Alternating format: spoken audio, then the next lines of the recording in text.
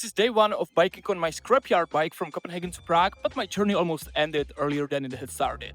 That's right, but let me first introduce you to the main character of the story, Badavus.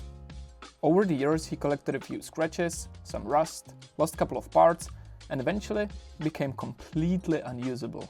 So the day before leaving, I took him to my friend for a much needed repair session.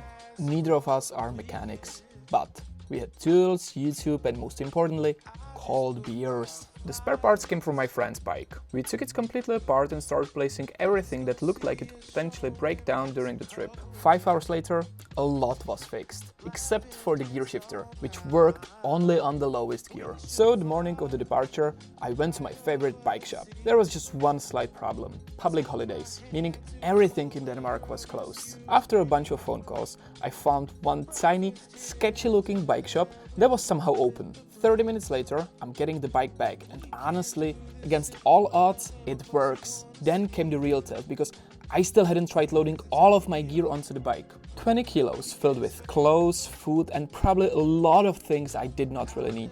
My girlfriend added the final touches, and I attached the flag of my final destination. A final hug, and I was off. Leaving the neighborhood I had been living in for the past 4 years behind, and it all suddenly starts feeling real. The first kilometers were easy. Sunny weather, public holiday, cyclists everywhere. Just a typical lovely Copenhagen. Then came the first bridge. I stopped for a second and waved a final goodbye to the city.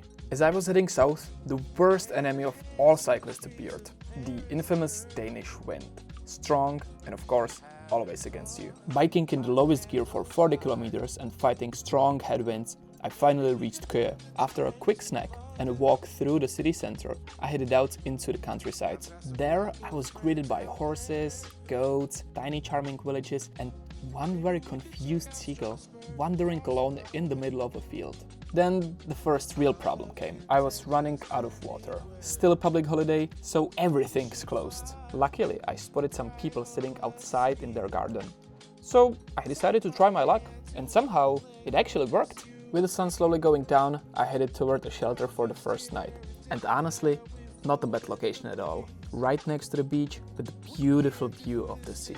After a quick but much needed dinner, I got into the sleeping bag and got ready for the storm that was rolling in. Follow along to see how the night turned out.